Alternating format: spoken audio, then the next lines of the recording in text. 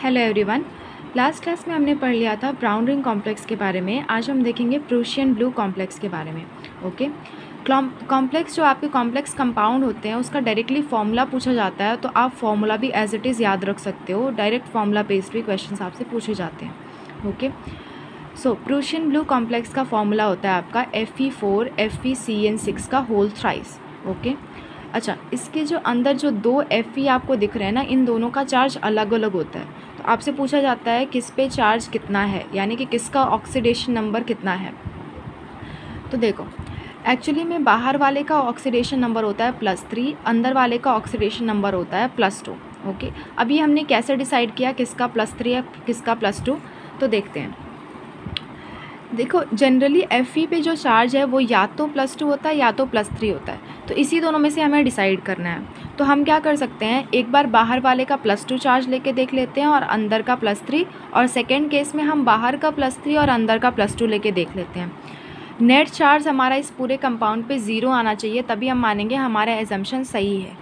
Okay, तो first case में हमने क्या लिया है, फर्स्ट केस में आउटर वाले Fe का चार्ज हमने ले लिया है +2 और इनर वाले Fe का चार्ज हमने ले लिया है +3। नेट चार्ज हमारा 0 आना चाहिए, तो कैलकुलेट करने पे इस वाले का नेट चार्ज 0 नहीं आ रहा है। देखते हैं कैसे। Fe 4 टाइम्स है, इसलिए हमने 4 से मल्टीप्लाई किया है, और जो आपका Fe बाहर वाला है उसका चार्ज हमने +2 ले रखा है, तो +2 × 4 आपका +8। नेक्स्ट आपका जो अंदर वाला Fe है उसका चार्ज हमने लिया है +3, और क्योंकि इस पूरे का थ्राइस है इसलिए हमने इसमें 3 से मल्टीप्लाई किया है, तो इस पूरे का चार्ज हो गया है +9। Cn पे चार्ज आपका होता है -1, क्योंकि ये 6 टाइम्स है इसलिए हमने चार्ज ले लिया -6, और इस पूरे का 3 टाइम्स मल्टीप्लाई है इसलिए हमने 3 से इसको मल्टीप्लाई कर लिया, तो हमारा ये पूरा आ गया -18। तो इसको इस सारे को ऐड सब्सट्रैक्ट करने पे हमें मिल रहा है -1, जो कि 0 के इक्वल नहीं है, यानी कि ये एजम्पशन जो है ना वो हमारा गलत है।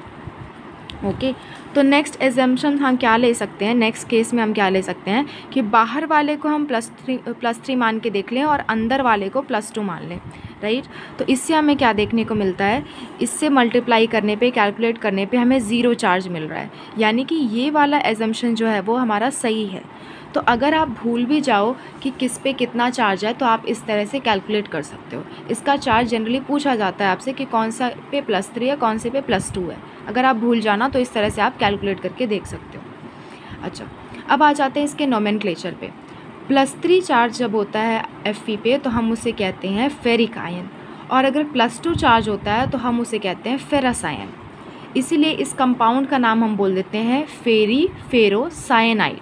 ओके, फेरी फेरोसाइनाइड। फेरी क्यों, क्योंकि बाहर वाला +3 वाला है, और फेरो इसलिए क्योंकि अंदर वाला जो आयन है आपका +2 चार्ज है, तो इसका नाम हो जाता है फेरी फेरोसाइनाइड। बहुत ही कॉमनली यूज़ किया जाता है ये नाम।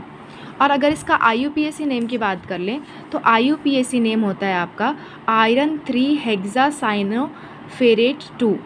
वाई, बिकॉज आयरन बाहर वाला जो चार्ज है, बाहर वाला जो Fe है उस पर आपका +3 चार्ज था, इसलिए हमने आयरन 3 लिया है, और उसके बाद साइनो लिखा है हमने, क्योंकि साइनाइड, ये जो Cn है ना उसे हम साइनाइड कहते हैं, और वो 6 है इसलिए हमने लिखा है हेक्सासाइनो। और जो अंदर का आयन है उसका ऑक्सीडेशन नंबर है +2, इसलिए हमने लिख दिया है फेरेट 2। तो इसका IUPAC नेम आपका हो गया आयरन 3 हेक्सासाइनोफेरेट 2। मोस्टली आप इसका चार्ज याद रखना, इसका common name and IUPAC name, and formula तो याद रखना ही है, राइट। तो नेक्स्ट क्लास में हम नए कॉम्प्लेक्स को देखेंगे।